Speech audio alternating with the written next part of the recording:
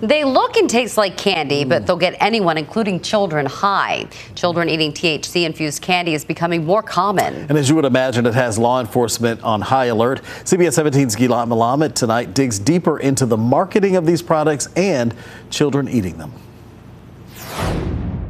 From chips to candy, it's a spread that would entice young children.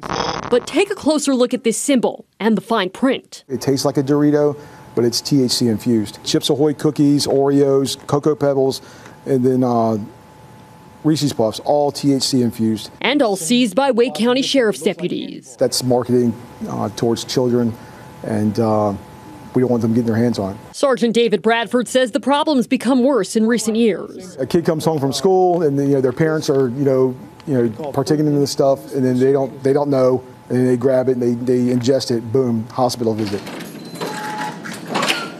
It happens more often than you would think. UNC Medical Center Pediatric Emergency Department Director Dr. Daniel Park says oftentimes parents have no idea what's wrong with their child. A lot of it is not witnessed, so the families are very, very scared that their young child is altered. So they're stumbling around, they're not responding normally. Dr. Park says last year UNC doctors treated more than a dozen children in the ER for adverse cannabis effects. He says they see babies and toddlers most. In the kind of the exploratory phase of what is that?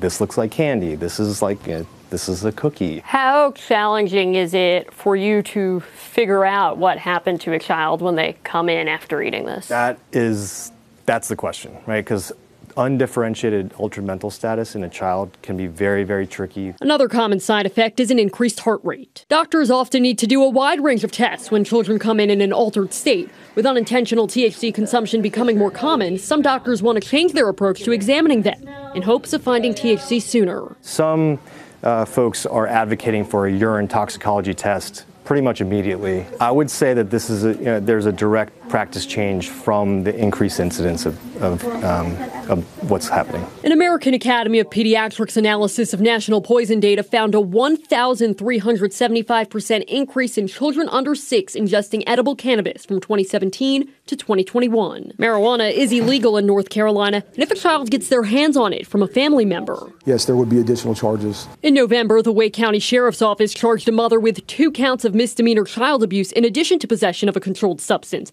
Arrest warrants say her 2 toddlers ate THC gummies that were in her room. Bradford says the most common ways deputies seize edible drugs are searches during traffic stops and discovering them while executing warrants. You have to pay close attention to it. If you're just like, we go to a house or something like that on a 911 call, and that's sitting out on the counter. That's something that law enforcement, of course, should be cognizant of. Last summer, the FTC and FDA issued cease and desist letters to 6 companies for packaging edibles that look like snacks children enjoy. The bag looks exactly like a Doritos bag, minus the seal. That's why Dr. Park tells parents the best way to keep kids safe is don't bring edibles into your home. But if they are present, hide them like alcohol or medication. Because when a parent does have to bring their child to the ER, they often feel very, very remorseful about it after the fact. But when it's actually happening, they don't know what's happening. And that's one of the issues with ingested cannabis is the delayed effect. Gilad Malamed, CBS 17 News. And Dr. Park says the recovery time for children really depends on how much THC they consume. He says it's extremely rare for a child to die from THC.